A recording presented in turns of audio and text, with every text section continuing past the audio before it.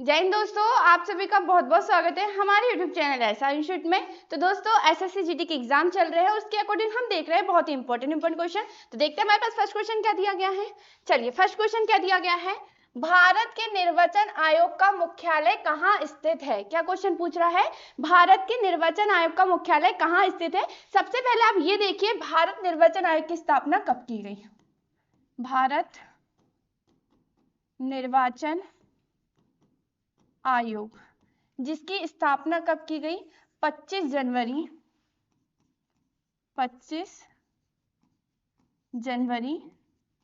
1950 को। कब की गई, 25 जनवरी 1950 को भारत निर्वाचन आयोग की स्थापना की गई। और इसकी स्थापना दिवस पर ही, क्या इसकी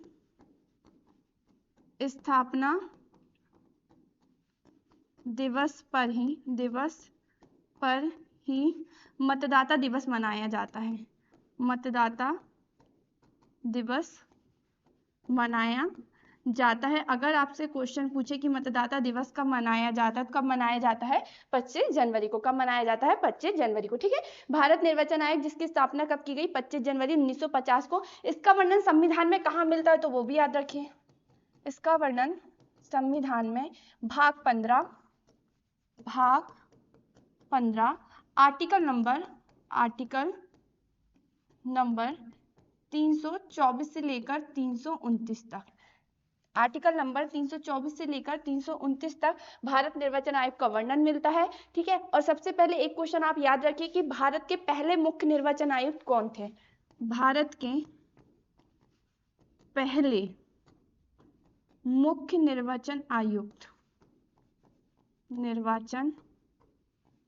आयुक्त कौन थे, सुकुमार सेन। कौन थे, सुकुमार सेन। ठीक है, वर्तमान में कौन है, राजीव कुमार। वर्तमान में भी याद रखिए कि वर्तमान में भारत निर्वाचन आयुक्त कौन है, राजीव कुमार। ठीक है, इनका कार्यकाल कितने वर्ष का होता है, 6 वर्ष या 65 वर्ष, जो भी आयु पहले हो। ठीक है, ये आपको ध्यान रखना है। भारत के निर्वाचन आयोग का मुख्यालय कहाँ स्थित है, तो हमारा आंसर हो जाएगा नई दिल्ली में।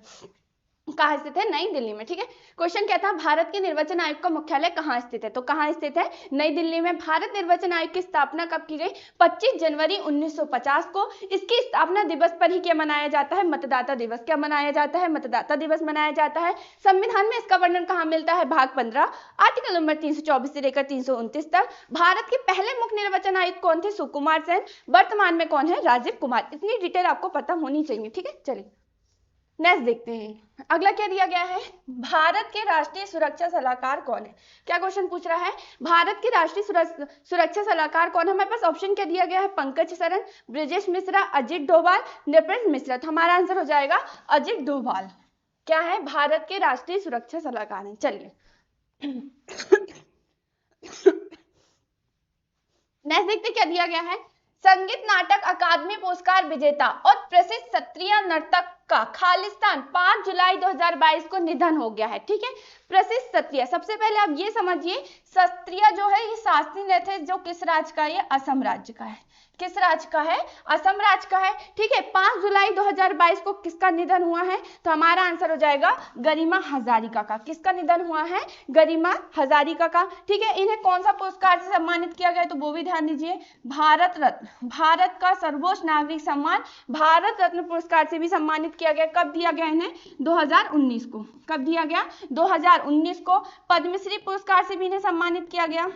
पद्मश्री पुरस्कार से भी इन्हें सम्मानित किया गया। कब, 2011 को। कब, 2011 को। ठीक है, क्वेश्चन क्या था, संगीत नाटक अकादमी पुरस्कार विजेता और प्रसिद्ध क्षत्रिय नर्तक गरिमा हजारिका का 5 जुलाई 2022 को क्या हुआ है, निधन हो गया है। ठीक है, भारत रत्न से सम्मानित किया गया कब, 2019 को। और पद्मश्री कब दिया गया, 2011 को। चलिए नेक्स्ट क्वेश्चन देखते हैं, विद्युत धारा को एम्पियर में मापने के लिए किसका प्रयोग किया जाता है। क्या क्वेश्चन पूछ रहा है, विद्युत धारा को एम्पियर में मापा जाता है और मापने के लिए किसका प्रयोग किया जाता है, एमीटर का।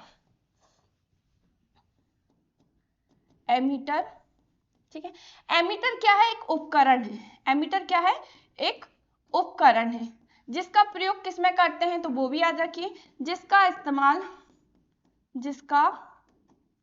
इस्तेमाल किसी परिपथ किसी परिपथ में धारा को मापने के लिए किया जाता है, मापने के लिए किया जाता है, ठीक है। इलेक्ट्रॉनिक सर्किट में बिजली का प्रवाह, किसका प्रवाह? बिजली का प्रवाह, ठीक है।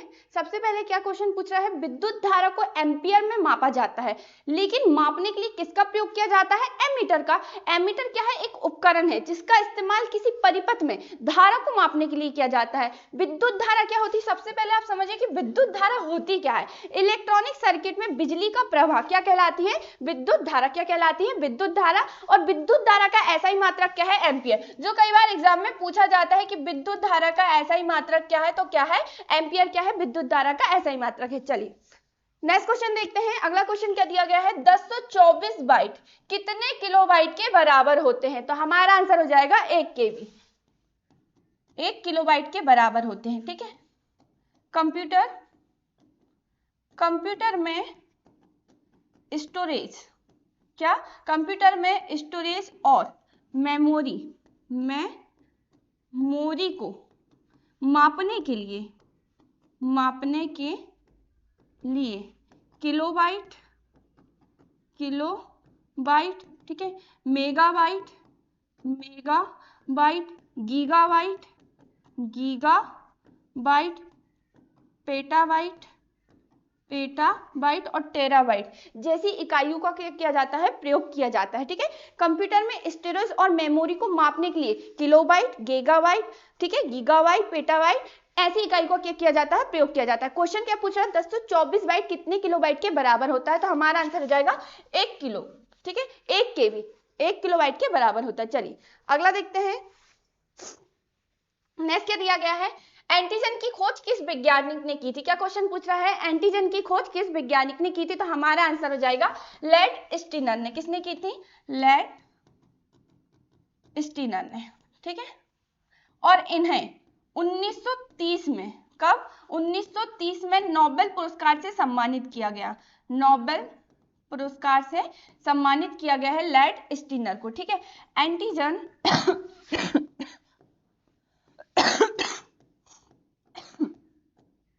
एंटीजन को प्रतिजन भी कहा जाता है। क्या कहा जाता है? एंटीजन को प्रतिजन भी कहा जाता है, ठीक है।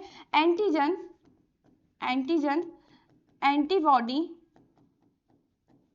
एंटीबॉडी बनाने में मदद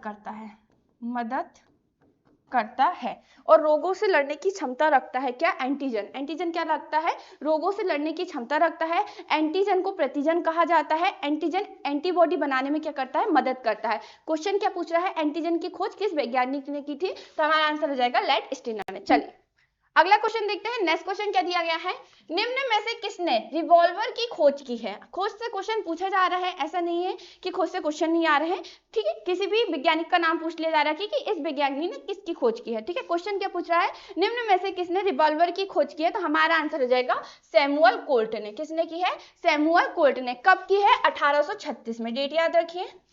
आपको ये तो पता होगा कि रिवॉल्वर की खोज किसने की है? सैमुअल कोल्ट ने, लेकिन आपको ये भी पता रखना है कि कब की है? 1836 में।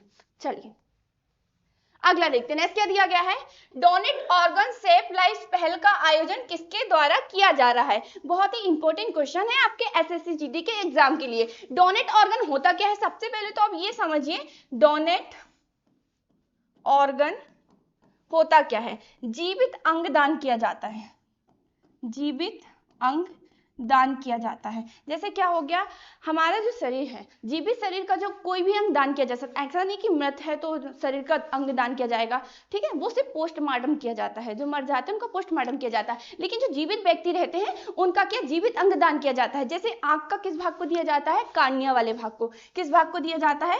कार्निया, ठीक है, इस भाग को क्या दान किया जा सकता है। ठीक है, जैसे किडनी, ठीक है, हर एक व्यक्ति के पास दो दो किडनी होती है।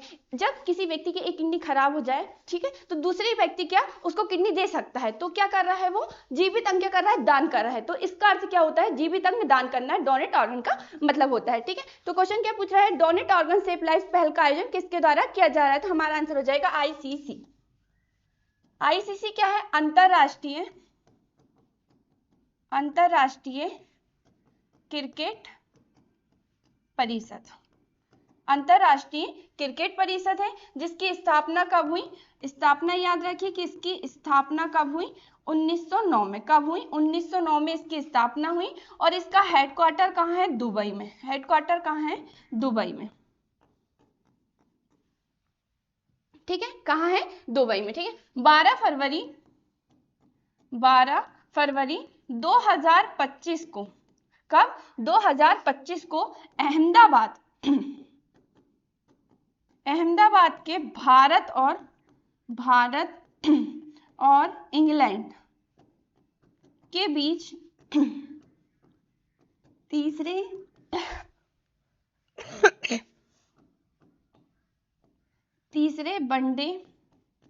वनडे के दौरान ICC donate organ safe life पहल का आयोजन करने जा रहा है। और इसका उद्घाटन किसने किया है, तो वो भी याद रखिए किसने किया है, जय साहा ने। ठीक है, इसकी घोषणा किसने की है, जय साहा ने, जो क्या है आईसीसी के क्या है, नए चेयरमैन है। ठीक है, क्वेश्चन क्या पूछा जा रहा है, डोनेट ऑर्गन सेव लाइफ पहल का आयोजन किसके द्वारा किया जा रहा है। तो 12 फरवरी 2025 को अहमदाबाद के भारत और इंग्लैंड के बीच तीसरे वनडे के दौरान ICC donate organ save life पहल का आयोजन करने जा रहा है। ठीक है, और इसकी घोषणा किसने की है, जय साहा ने। जय साहा क्या है, आईसीसी के क्या है, वर्तमान में चेयरमैन है। ठीक है, आईसीसी क्या है, अंतरराष्ट्रीय क्रिकेट परिषद है, जिसकी स्थापना कब हुई, 1909 में। और इसका हेडक्वार्टर कहाँ है, दुबई में। चलिए नेक्स्ट क्वेश्चन देखते हैं। नेक्स्ट क्वेश्चन क्या दिया गया है, निम्नलिखित में से किस देश ने प्रधानमंत्री मोदी को उनके वैश्विक नेतृत्व के सम्मान में नवंबर 2024 में अपने सर्वोच्च राष्ट्रीय पुरस्कार से सम्मानित किया है। तो हमारा आंसर हो जाएगा गुयाना और बारबाडोस। क्या, गुयाना और बारबाडोस। निम्नलिखित में से किस देश ने प्रधानमंत्री मोदी को उनके वैश्विक नेतृत्व के लिए सम्मान में नवंबर 2024 में अपने सर्वोच्च राष्ट्रीय पुरस्कार से सम्मानित किया गया है। तो गुयाना और बारबाडोस में। चलिए अगला क्वेश्चन देखते हैं कि नेक्स्ट क्वेश्चन हमारे पास क्या दिया गया है। नेक्स्ट क्वेश्चन क्या दिया गया है, इनमें से पौधों में कौन सा जीवाणु जनित रोग है। ठीक है, बीमारियां होती हैं, ऐसा नहीं कि सिर्फ मनुष्य में होती हैं, जानवरों में होती है, पेड़ पौधों में होती है, सभी में बीमारियां देखने को मिलती है। ऐसा नहीं है कि बीमारी किसी में नहीं होती है, होती है। मनुष्य में कौन कौन सी बीमारी होती है, सबसे पहले तो अब याद रखिए जीवाणु होता क्या है। ठीक है, जीवाणु क्या है, अत्यंत सूक्ष्म जीव है। कैसा जीव है ये, अत्यंत सूक्ष्म जीव है। ठीक है, जिसे हम नग्न आंखों से नहीं देख सकते, केवल सूक्ष्मदर्शी के माध्यम से देखा जाता है।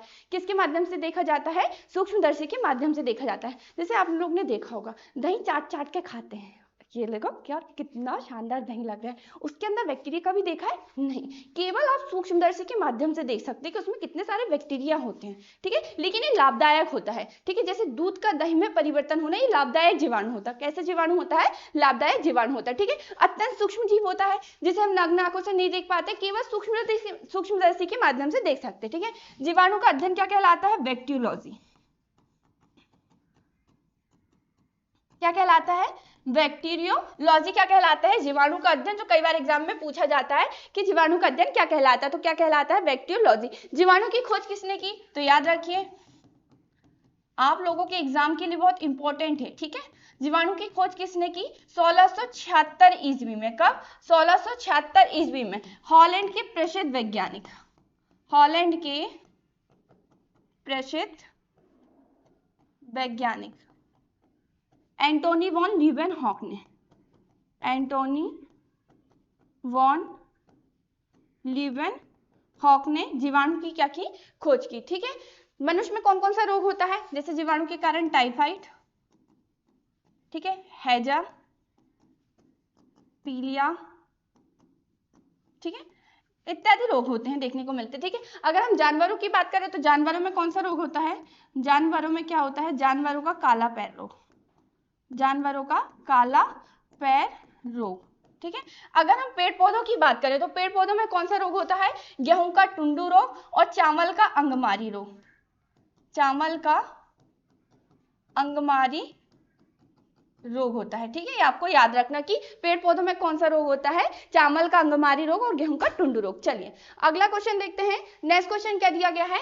इंग्लैंड के खिलाफ 4000 अंतरराष्ट्रीय रन बनाने वाले पहले भारतीय कौन बने हैं? तो हमारे पास ऑप्शन क्या दिया गया है? रोहित शर्मा, विराट कोहली, सूर्य कुमार यादव, ऋषभ पंत। इंग्लैंड के खिलाफ 4000 अंतरराष्ट्रीय रन बनाने वाले पहले भारतीय कौन बने हैं? विराट कोहली। कौन बने हैं? विराट कोहली। चलिए क्या दिया गया है? 14वीं Asian Fisheries and Aquaculture Forum का आयोजन कहाँ किया जा रहा है? क्या क्वेश्चन पूछ रहा है? 14वीं Asian Fisheries and Aquaculture Forum का आयोजन कहाँ किया जा रहा है? तो हमारा आंसर हो जाएगा नई दिल्ली। नई दिल्ली। 15 फरवरी 2025 के बीच इसका आयोजन कहाँ किया जाएगा? नई दिल्ली में। कहाँ? नई दिल्ली में किया जाएगा, ठीक है। 14 Asian Fisheries and Aquaculture Forum का आयोजन कहाँ किया जाएगा? तो हमारा आंसर हो जाएगा नई दिल्ली में। चलिए नेक्स्ट क्वेश्चन देखते हैं। अगला क्वेश्चन क्या दिया गया है? अगला एआई शिखर सम्मेलन किस देश में आयोजित किया जाएगा? ठीक है, क्या क्वेश्चन पूछ रहा है? अगला एआई शिखर सम्मेलन किस देश में आयोजित किया जाएगा? तो हमारा आंसर हो जाएगा भारत। क्या? भारत। एआई जिसका फुल फॉर्म क्या है? Artificial intelligence. Artificial intelligence. और अभी एआई के जो संस्थापक है, नाम याद रखिए अगर आपसे क्वेश्चन पूछे, ठीक है। एआई के संस्थापक कौन है? जॉन मैकार्थी क्या है? एआई के संस्थापक है। चलिए अगला क्वेश्चन देखते हैं। नेक्स्ट क्वेश्चन क्या दिया गया है? संयुक्त राष्ट्र ने खालिस्तान को महिलाओं के लिए अंतरराष्ट्रीय वर्ष के रूप में मनाया है। तो हमारा आंसर हो जाएगा 1975। क्या? 1975 अंतरराष्ट्रीय महिला दिवस कब मनाया जाता है? 8 मार्च को। कब मनाया जाता है? 8 मार्च को मनाया जाता है, ठीक है। संयुक्त राष्ट्र ने 1975 को महिलाओं के लिए अंतरराष्ट्रीय दिवस के रूप में मनाया गया, ठीक। चलिए नेक्स्ट क्वेश्चन देखते हैं। अगला क्वेश्चन क्या दिया गया है? सिंधु घाटी का रोपण स्थल किस राज्य में स्थित है? क्या क्वेश्चन पूछ रहा है? सिंधु घाटी का रोपण स्थल किस राज्य में स्थित है? तो किस राज्य में है? पंजाब में। किस राज्य में है? पंजाब राज्य में, ठीक है। किस नदी पर है? तो यह सतलुज नदी पर है। सतलुज नदी के किनारे बसा है, ठीक है। ये आपको याद रखना है। चलिए अगला क्वेश्चन क्या दिया गया है?